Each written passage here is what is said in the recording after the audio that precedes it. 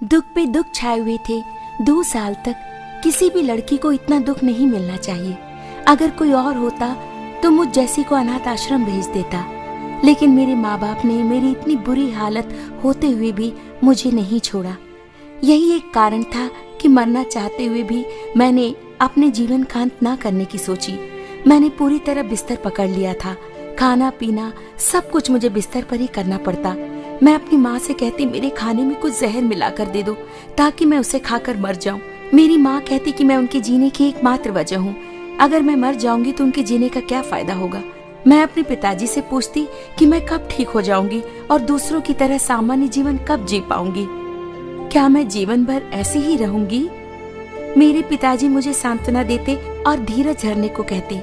उनकी खातिर मैं भी चाहे जितना भी दर्द होता सहन करने लगी थी। कभी कभी तो दर्द हद से ज्यादा बढ़ जाता। मैं उन पर चिल्लाती और अपनी माँ को बुरा भला भी कहती, लेकिन इन सब के बाद भी उन्हें मुझसे इतना ही प्यार था और वही मुझे जीने की आशा देता।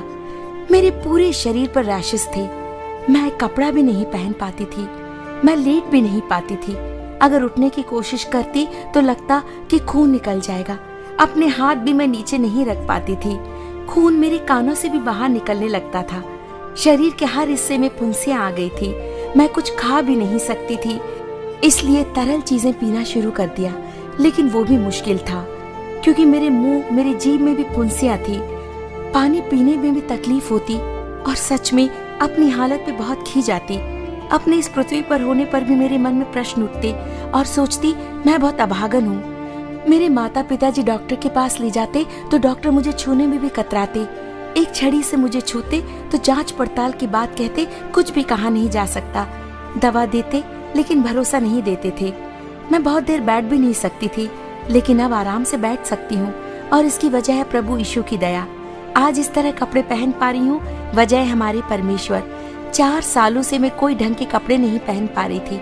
कभी कभी हताश होकर कोई पोशाक पहन भी लेती तो उसे उतारने में मेरी माँ को बड़ी परेशानी होती, क्योंकि कपड़ा शरीर से चिपक जाता और कपड़े निकालने वक्त चमड़ी भी उधड़ जाती।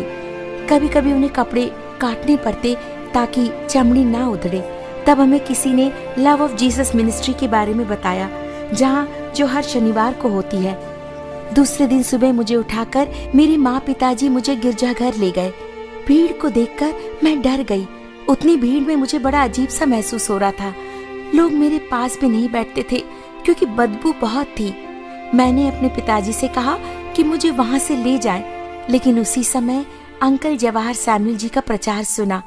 कह रहे थे कि थोड़ी ही देर में हम प्रभु की आत्मा और उसका रक्त अपने में उतरते पाएंगे और हमें रोटी भी प्राप्त होगी। उस समय मुझे चमत्कारी आत्मा मुझ में प्रवेश कर रही है ऐसा लगा।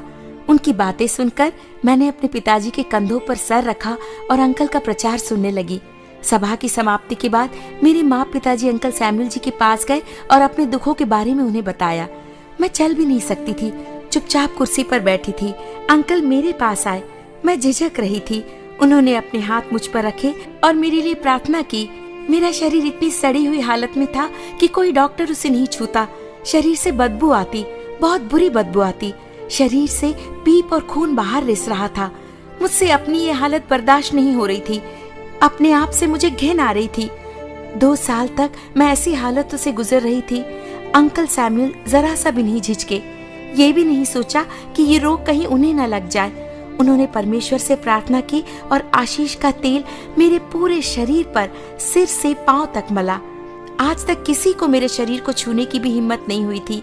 आज इन्होंने पूरे शरीर पर तेल मला, प्रार्थना की। मेरे मन में विश्वास जागा और इसी विश्वास और खुशी के साथ मैं घर लौटी। 3 दिनों में ही चंगाई नजर आने लगी। न जाने कितने डॉक्टर के पास गई, न जाने कितनी दवाइयाँ खाई, लेकिन अब तक कोई फायदा नहीं हुआ था। लेकिन जब अंकल सैमुअल ने मुझे छुआ, मेरे लिए प्रार्थना की, तेल मेरे शरीर पर मला, तो 3 ही दिनों में मुझे चंगाई मिली। ये एक चमत्कार था। धीरे धीरे फुंसियाँ कम होने लगी। सारी खुरदुरी चमड़ी निकल गई। नवजात शिशु की चमड़ी मेरे शरीर पर आ गई। पिछले 2 सालों से मैंने आईना नहीं देखा था। चंगाई के बाद मैंने खुद को आईने में देखा। मेरी खुशी की सीमा नहीं थी। मैं बिस्तर पर खुशी के मारे इधर उधर लौटने लगी और प्रभु को धन्यवाद कहा। इतनी खुशी और शांति मुझे अब तक नहीं मिली थी। मैं खूब पढ़ूंगी और प्रभु की सेवकाई करूंगी। मैं कभी नहीं भुला पाऊंगी प्रभु के आशीर्वाद